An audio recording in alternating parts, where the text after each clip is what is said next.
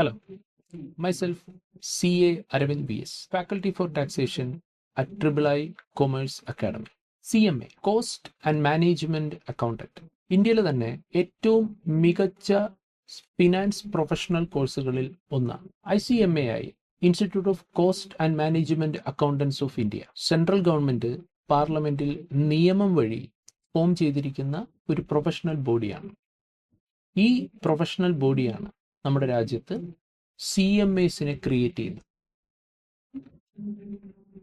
ഈ കോഴ്സിലേക്ക് CMA ആകുവാൻ വേണ്ടിയിട്ടുള്ള കോഴ്സ് ഡിസൈൻ ചെയ്യുന്നത്, അതിലേക്ക് കുട്ടികൾക്ക് അഡ്മിഷൻ കൊടുക്കുന്നത്, അവർക്കുള്ള പാഠ്യപദ്ധതി രൂപീകരിക്കുന്നത്, അവർക്ക് വേണ്ടിയിട്ടുള്ള പരീക്ഷ നടത്തുന്നതും അവർക്ക് ആവശ്യമായിട്ടുള്ള ട്രെയിനിങ് നൽകുന്നതും എല്ലാം ഈ ICMAI നേരിട്ടോ അല്ലെങ്കിൽ അവരുടെ നേതൃത്വത്തിലോ നിയന്ത്രണത്തിലോ ആയിരിക്കും നൽകുക. സോ അവർ ക്രിയേറ്റ് ചെയ്തിരിക്കുന്ന ആ ഒരു കോഴ്സ് സ്ട്രക്ചറിലൂടെ നമ്മൾ കടന്നു പോവുകയും അവർ നടത്തുന്ന പരീക്ഷകൾ നമ്മൾ പാസ്സായി അവർ പറയുന്ന ട്രെയിനിങ്ങും നമ്മൾ കംപ്ലീറ്റ് ചെയ്ത് പുറത്തു വരുന്ന ഒരു വ്യക്തിയാണ് നമ്മൾ CMA എന്ന് പറയും.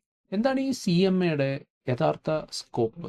CMA എന്ന് പറയുന്നത്, നിങ്ങളൊരു CMA ആയിക്കഴിഞ്ഞാൽ, ശരിക്കും ആ ഒരു CMA എന്ന് പറയുന്ന ഒരു ഫൈനാൻസ് പ്രൊഫഷണൽ ആയിക്കഴിഞ്ഞാൽ എന്താണ് നമ്മുടെ സാധ്യതകൾ അതറിഞ്ഞിരിക്കാം. നമുക്ക് ഒരു ബിസിനസ്സിൻ്റെ നാനാ മേഖലകളിലെയും സംബന്ധിക്കുന്ന കാര്യങ്ങൾ വളരെ പ്രൊഫഷണൽ അവധാനതയോടുകൂടി പഠിച്ച് മനസ്സിലാക്കി ആവശ്യമുള്ള ആൾക്കാർക്ക് അഡ്വൈസായിട്ടും കൺസൾട്ടിംഗ് ആയിട്ടും ഒക്കെ പറഞ്ഞു കൊടുക്കാൻ പ്രാപ്തിയുള്ള ആൾക്കാരാണ് ഈ CMA എന്ന് പറയുന്നത്.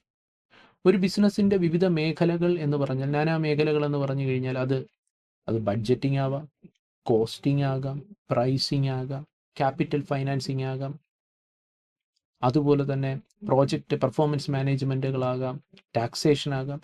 അപ്പോൾ ഇതെല്ലാം തന്നെ ഒരു ബിസിനസ്സിനെ സംബന്ധിക്കുന്ന വിവിധ മേഖലകളാണ്. ഇതെല്ലാം തന്നെ വിശദമായി പ്രൊഫഷണൽ തലത്തിൽ പഠിച്ച് മനസ്സിലാക്കിയിട്ടുള്ള വ്യക്തികളാണ് ഈ CMA എന്ന് പറയുന്നത്. അതാണ് ഈ കോഴ്സിൻ്റെ സാധ്യത. അപ്പോൾ എന്താണ് ഈ കോഴ്സ് കൊണ്ട് ഉദ്ദേശിക്കുന്നത് എന്നുള്ളത് കൃത്യമായി നമ്മൾ മനസ്സിലാക്കി നമ്മൾ പഠിച്ച് പുറത്തിറങ്ങുകയാണെങ്കിൽ അതിൻ്റെ സ്കോപ്പ് അത്രത്തോളം വലുതാണ്. മുന്നത്തെ പോലെയല്ല.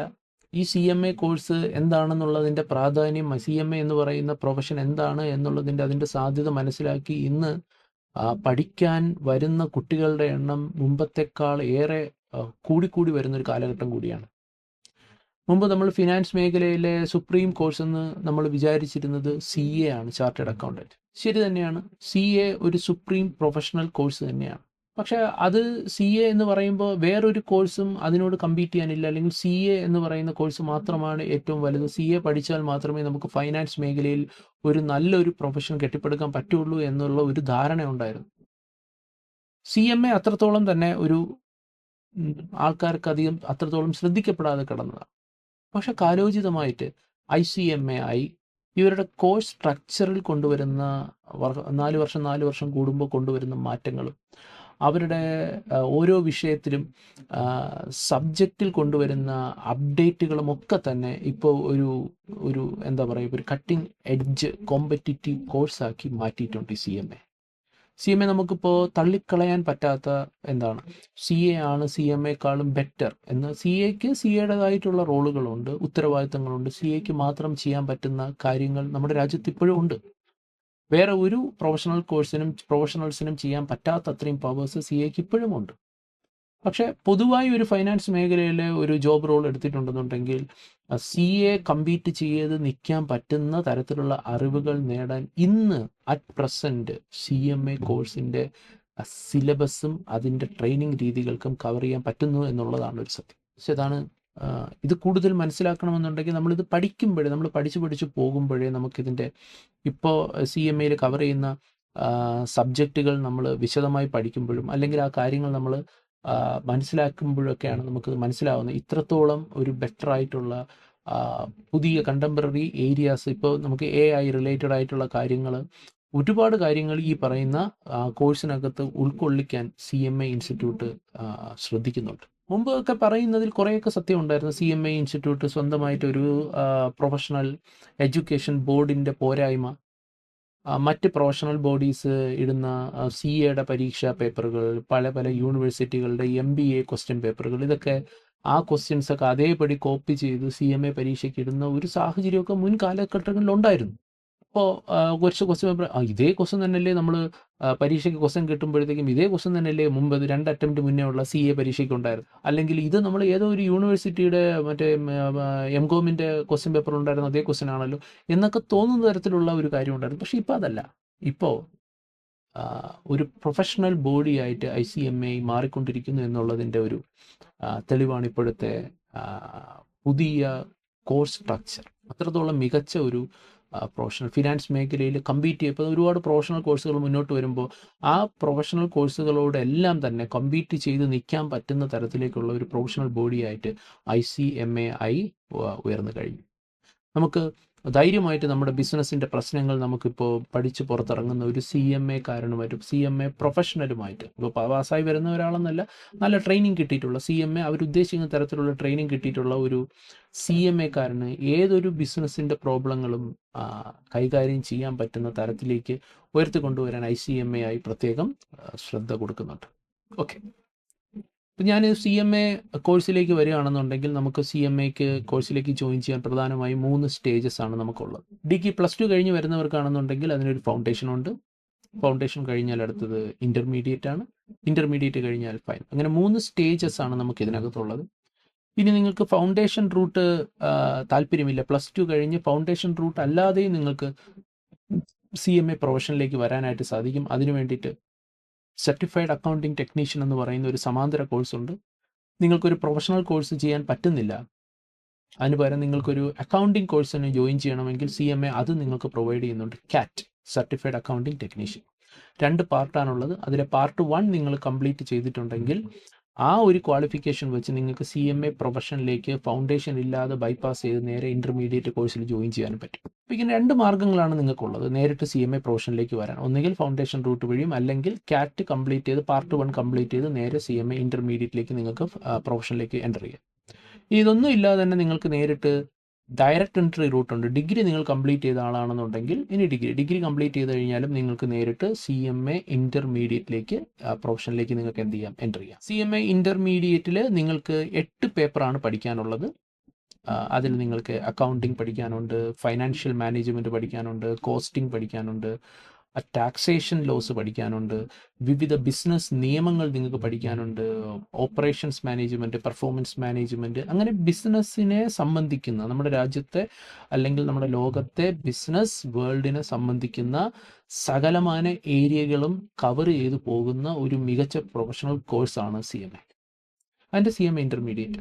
സോ ഇതിൻ്റെ തന്നെ ഒരു അപ്ഗ്രേഡഡ് വെർഷനാണ് നിങ്ങൾക്ക് ഫൈനൽ ലെവൽ, കുറച്ചുകൂടി എക്സ്പെർട്ടൈസ് ലെവൽ, ഇതേ മേഖലകളൊക്കെ തന്നെ കുറച്ചുകൂടി എക്സ്പെർട്ടൈസ് തലത്തിൽ നിങ്ങൾ ഡീറ്റെയിൽ ആയിട്ട് പഠിക്കുന്നതാണ് ഫൈനൽ ലെവൽ. സോ അതാണ് അതിൻ്റെ കോഴ്സിൻ്റെ ഒരു പ്രത്യേകത എന്ന് പറയും. ശരി, നമ്മുടെ III കൊമേഴ്സ് അക്കാഡമി CMAക്ക് ഡീറ്റെയിൽ ആയിട്ടുള്ള ക്ലാസ്സുകൾ പ്രൊവൈഡ് ചെയ്യുന്നുണ്ട്. നമ്മളിവിടെ CMAക്ക് CAT കോഴ്സ് പ്രൊവൈഡ് ചെയ്യുന്നുണ്ട്. CATൽ നിന്ന് നേരിട്ട് നമ്മൾ ഡയറക്റ്റ്ലി നമുക്ക് ഇൻ്റർമീഡിയറ്റിലേക്ക് വരാനുള്ള സൗകര്യം ഒരുക്കുന്നു. അവിടെ നിങ്ങൾക്ക് ഡയറക്റ്റ് എൻട്രിയിൽ അല്ലെങ്കിൽ ഡയറക്റ്റ് എൻട്രി വഴി നിങ്ങൾക്ക് ഇതിലേക്ക് വരാനുള്ള സൗകര്യം ഒരുക്കുന്നു. അവിടെ നിങ്ങൾക്ക് വിശദമായിട്ടുള്ള ഇൻ്റർമീഡിയറ്റിൻ്റെ ക്ലാസ്സുകൾ കൊടുക്കുന്നുണ്ട്.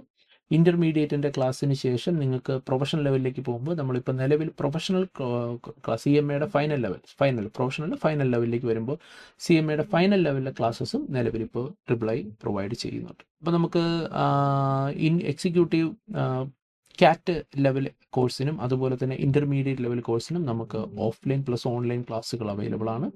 ഇനി CMA ഫൈനലിലേക്ക് വരുമ്പോൾ നമ്മൾ പൂർണ്ണമായും ഓൺലൈൻ റെക്കോർഡ് ക്ലാസ്സാണ് നിലവിൽ നമ്മൾ പ്രൊവൈഡ് ചെയ്യുന്നത് ത്രൂ അവർ ആപ്ലിക്കേഷൻ. ഇനി നമുക്ക് CMA ഇൻ്റർമീഡിയറ്റിലേക്ക് വന്നാൽ CMA ഇൻ്റർമീഡിയറ്റിൽ നമുക്ക് 8 പേപ്പറുകളാണെന്ന് പറഞ്ഞു. ഈ 8 പേപ്പറുകൾ ഞാൻ എന്തൊക്കെയാണെന്നുള്ള കാര്യം ഞാൻ ജസ്റ്റ് ഒന്ന് ജനറലി പറഞ്ഞുവെങ്കിലും ഇതിൽ നമുക്ക് 2 ഗ്രൂപ്പായിട്ടാണ് ഈ 8 പേപ്പറുകളെ തരംതിരിച്ചിരിക്കുന്നത്. ഗ്രൂപ്പ് 1 നമുക്ക് 4 പേപ്പറും ഗ്രൂപ്പ് 2 നമുക്ക് 4 പേപ്പറും, അങ്ങനെ 8 പേപ്പറാണ്. അപ്പോൾ അതിൽ ഈ ഓരോ പേപ്പറുകളെയും പരിചയപ്പെടുത്തി തരുന്ന ഒരു ബ്രിഡ്ജ് കോഴ്സാണ് ഇപ്പോൾ നമ്മൾ കണ്ടക്ട് ചെയ്യുന്നത്. IIIയുടെ വരാൻ പോകുന്ന പ്രോസ്പെക്റ്റീവ് സ്റ്റുഡൻസിന് നിങ്ങൾ എന്തൊക്കെയാണ് പഠിക്കാനുള്ളത്, നിങ്ങൾക്ക് എന്തൊക്കെ വിഷയങ്ങളാണ് ഈ ഇൻ്റർമീഡിയറ്റ് ലെവലിൽ പഠിക്കാനുള്ളതെന്ന് പരിചയപ്പെടുത്തി തരുന്ന ഒരു ബ്രിഡ്ജ് കോഴ്സാണിത്. അപ്പോൾ ഇതിനകത്ത് നമുക്ക് ഈ നമ്മുടെ ഗ്രൂപ്പ് 1-ലെ 3-ാമത്തെ പേപ്പറാണ് ഞാൻ പേഴ്സണലി കൈകാര്യം ചെയ്യുന്ന പേപ്പർ. That is tax. അപ്പോൾ നമ്മുടെ പേപ്പറിൻ്റെ നമ്പർ നോക്കുകയാണെന്നുണ്ടെങ്കിൽ അത് പേപ്പർ 7 എന്നാണ് പറയുക. പേപ്പർ 7 അത് നമ്മുടെ ഇൻ്റർമീഡിയറ്റിൽ 3ാമത്തെ പേപ്പർ ആണെങ്കിലും പേപ്പർ 7 എന്നാണ് നമ്മളിതിനെ പറയുക. അതെന്തുകൊണ്ടാണെന്ന് വെച്ചാൽ ഫൗണ്ടേഷനിൽ നമുക്ക് 4 പേപ്പറുണ്ട്. സോ അവിടെ നിന്നേ നമ്മൾ പേപ്പറിൻ്റെ എണ്ണം പറഞ്ഞോളാം. സോ 1 2 3 4 അവിടെ കഴിയും. പിന്നെ പേപ്പർ നമ്പർ 5 മുതലാണ് ഇൻ്റർമീഡിയറ്റ് ആരംഭിക്കുന്നത്. 5 6 7. അപ്പോൾ 5 6 7 3ാമത്തെ പേപ്പറാണ് നമുക്ക് ഇൻ്റർമീഡിയറ്റിലെ 3ാമത്തെ പേപ്പറാണ് നമ്മുടെ ടാക്സേഷൻ. ശരി, അത് ജസ്റ്റ് ഞാനൊന്ന് പറയാം ടാക്സിനെ പറ്റി. ടാക്സ് എന്ന് വെച്ചാൽ ഗവൺമെൻറ്റിനെ സംബന്ധിച്ചിടത്തോളം സർക്കാരിൻ്റെ പ്രധാന വരുമാനങ്ങളിലൊന്നാണ് ടാക്സ്. ഓക്കെ, അത് കിട്ടുന്നത് നമ്മുടെ രാജ്യത്തെ സർക്കാരുകൾക്ക് കിട്ടുന്ന ഒരു പ്രധാന വരുമാനമാണ്. സർക്കാരുകളുടെ പ്രധാന വരുമാന സ്രോതസ്സുകളിൽ ഒന്നാണ് ടാക്സ്. ഇത് എവിടെ നിന്നാണ് ഗവൺമെൻറ്റിന് ഈ ടാക്സ് കിട്ടുന്നതെന്ന് ചോദിച്ചാൽ ഞാനും നിങ്ങളും അടങ്ങുന്ന നമ്മുടെ നാട്ടിലുള്ള ജനങ്ങളിൽ നിന്നും സ്ഥാപനങ്ങളിൽ നിന്നും സംഘടനകളിൽ നിന്നുമൊക്കെയാണ് സർക്കാരിന് ഈ പറയുന്ന ടാക്സ് കിട്ടുന്നത്. എന്തിനാണ് ഗവൺമെൻറ്റിന് ടാക്സ്? ഗവൺമെൻറ്റിന് നമ്മളെപ്പോലെ തന്നെ നമ്മുടെ വീട്ടുകാരെ പോലെ തന്നെ ഗവൺമെൻറ്റിന് ഗവൺമെൻറ്റിൻ്റേതായിട്ടുള്ള ഉത്തരവാദിത്തങ്ങളും അധികാരങ്ങളും ഒക്കെ ഉണ്ട്. ഈ അധികാരങ്ങൾ നിറവേറ്റാനും ഉത്തരവാദിത്തങ്ങൾ നിറവേറ്റാനും പ്രയോഗിക്കാനും നിറവേറ്റുവാനും ഗവൺമെൻറ്റിന് പണം കിട്ടിയേ പറ്റൂ.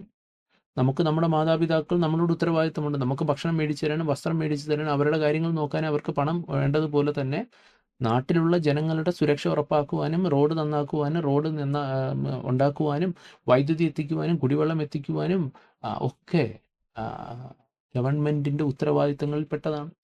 അതൊക്കെ കൃത്യമായി നിറവേറ്റണമെന്നുണ്ടെങ്കിൽ ഗവൺമെൻറ്റിന് പണം കൂടിയേ തീരുള്ളൂ. ഈ പണം സമ്പാദിക്കാൻ ഗവൺമെൻറ് പല മാർഗ്ഗങ്ങൾ നോക്കുന്നുണ്ട്. അതിലൊരു മാർഗ്ഗമാണ് എന്തെന്ന് പറയുന്നത് ടാക്സ്. ഇന്ത്യ എന്ന് വെച്ചാൽ തന്നെ ടാക്സുകളുടെ ഒരു നാടാണ്. നമ്മൾ പറയും സംസ്കാരങ്ങളുടെ നാടാണ്, ഭാഷകളുടെ നാടാണ്, വൈവിധ്യങ്ങളുടെ നാടാണ് എന്ന് പറയുന്നത് പോലെ തന്നെ ഇന്ത്യ മഹാരാജ്യം ടാക്സുകളുടെ നികുതികളുടെ ഒരു ലോകം കൂടിയാണ്, ഒരു നാടാണ്. ഇവിടെ 26 മുതൽ 30ഓളം നികുതികൾ നമ്മുടെ രാജ്യത്ത് നിലനിൽക്കുന്നുണ്ട് എന്നാണ് കണക്ക്, വിവിധ തരത്തിലുള്ള നികുതികൾ.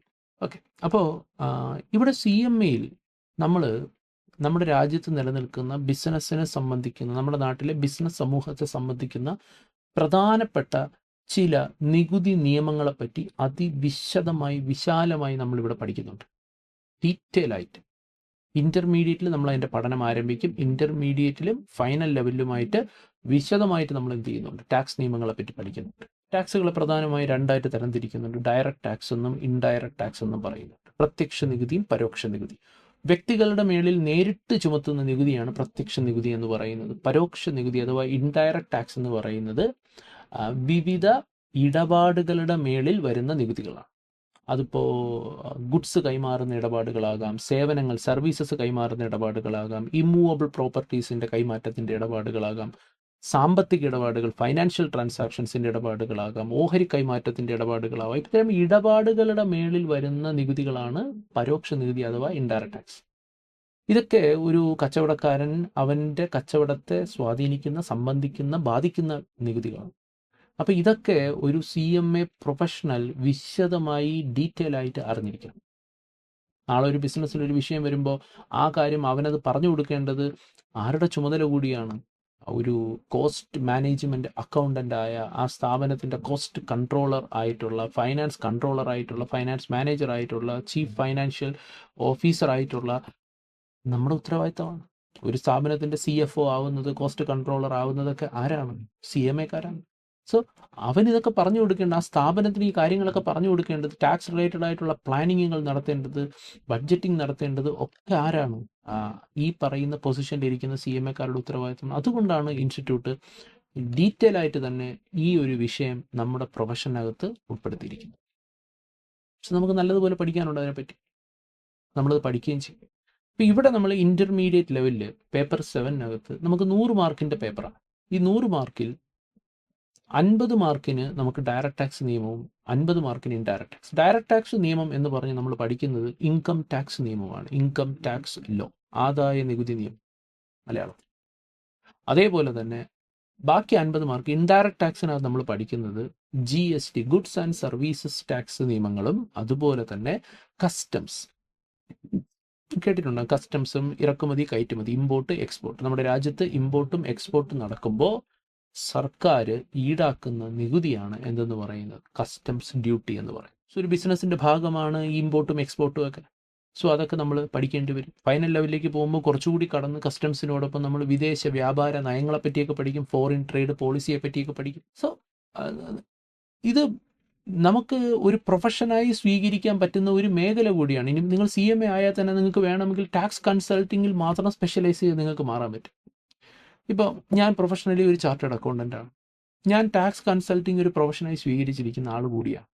ടാക്സ് കൺസൾട്ടിംഗ് ആണ് എൻ്റെ ജോലി. ടാക്സ് കൺസൾട്ടിങ്, ടാക്സ് ഓഡിറ്റ്, ഇങ്ങനെയൊക്കെയുള്ള കാര്യങ്ങളാണ് ഞാൻ കൂടുതലും ചെയ്യും. ഒരു CMA കാരനും ചെയ്യാൻ പറ്റും. CMA കാരനും ഒരു ടാക്സ് കൺസൾട്ടിങ് പ്രൊഫഷനായി സ്വീകരിക്കാൻ പറ്റുന്ന തരത്തിലുള്ള അറിവ് ഈ ഒരു പ്രൊഫഷനിലൂടെ, ഈ ഒരു കോഴ്സിലൂടെ നിങ്ങൾക്ക് കിട്ടുന്നുണ്ട്. അത്രത്തോളം ഇൻ ഡെപ്ത് ആയിട്ട് പേപ്പറുകൾ നിങ്ങൾക്ക് ഇപ്പോൾ ഇൻ്റർ ലെവലിലും ഫൈനൽ ലെവലിലുമായിട്ട് നമ്മൾ എന്ത് ചെയ്യുന്നുണ്ട്, കവർ ചെയ്യുന്നു. നിങ്ങളുടെ സിലബസിനകത്ത് അത്രത്തോളം നിങ്ങൾക്ക് എന്ത് ചെയ്യുന്നുണ്ട്, കവർ ചെയ്ത് പോകുന്നുണ്ട്. അത് നിങ്ങൾക്ക് പഠിക്കാം. പിന്നെ ഇതൊക്കെ പഠിച്ചതുകൊണ്ട് മാത്രം നിങ്ങൾക്കൊരു ടാക്സ് പ്രൊഫഷണൽ ആവണം പറ്റണമെന്നില്ല. അതിന് നിങ്ങൾക്ക് നല്ല രീതിയിലുള്ള ഒരു എക്സ്പോഷർ കിട്ടണം, നല്ല രീതിയിൽ നിങ്ങൾക്കൊരു വർക്ക് എക്സ്പീരിയൻസ് കിട്ടണം. അതിന് നിങ്ങൾക്ക് ചെയ്യാൻ പറ്റുന്നത് നിങ്ങൾക്ക് ഏതെങ്കിലും ഒരു CA കാരൻ്റെ കൂടെയൊക്കെ നിങ്ങൾക്ക് നിന്ന് വർക്ക് ചെയ്യുക, അല്ലെങ്കിൽ ഇതുപോലെ പ്രാക്ടീസ് ചെയ്യുന്ന CMA കാരുടെ കൂടെ നിന്ന് നിങ്ങൾക്കൊരു 4-5 വർഷമൊക്കെ നിങ്ങൾ വർക്ക് ചെയ്ത് കഴിയുമ്പോൾ you will become A professional. ശരി, അപ്പോൾ നമ്മുടെ ഈ കോഴ്സ് എങ്ങനെയായിരിക്കും, ഈ ക്ലാസ് നടക്കുന്നത് എങ്ങനെയാണെന്ന് കൂടി പറയാം. ഇൻ്റർമീഡിയറ്റിൻ്റെ ക്ലാസ് നമുക്കിപ്പോൾ തിരുവനന്തപുരത്തും കോഴിക്കോടും എറണാകുളത്തുമാണ് ക്ലാസ് ഉള്ളത്. നമുക്ക് ക്ലാസ് ഇപ്പോൾ ടാക്സ് വിഷയത്തെ പറ്റി പറയാം. ടാക്സിൻ്റെ സബ്ജക്റ്റ് ഞാൻ പറഞ്ഞു, 3ാമത്തെ പേപ്പറാണ്, ഫസ്റ്റ് ഗ്രൂപ്പിൻ്റെ പേപ്പറാണ്. നമുക്ക് ഫസ്റ്റ് ഗ്രൂപ്പിൽ ഒരു 40 ദിവസത്തെ ക്ലാസ്സാണ് നമുക്കുണ്ടാവുക. 40 ദിവസം ഇൻ ദ സെൻസ് ഞാൻ പറഞ്ഞത്, ഒരു ദിവസം ഓൺ ആൻ ആവറേജ് 7 മണിക്കൂർ വെച്ച് നമ്മൾ പഠിക്കുകയാണെങ്കിൽ 7 മണിക്കൂർ വെച്ചായിരിക്കും നമുക്ക് ക്ലാസ് ഉണ്ടാവുക. അപ്പോൾ അങ്ങനെയാണെങ്കിൽ ഒരു 280 മണിക്കൂർ കൊണ്ടാണ് നമ്മളിത് എന്ത് ചെയ്യുന്നത്, പൂർണ്ണമായും കംപ്ലീറ്റ് ചെയ്യുന്നത്. ഇപ്പോൾ ഞാനൊരു ആവറേജ് പറഞ്ഞു എന്നേ ഉള്ളൂ, അതിലൊക്കെ ഏറ്റക്കുറച്ചിലുകളൊക്കെ ഉണ്ടാവും. അതിനുള്ളിൽ നമ്മുടെ ക്ലാസ് വൈൻഡപ്പ് ആകും.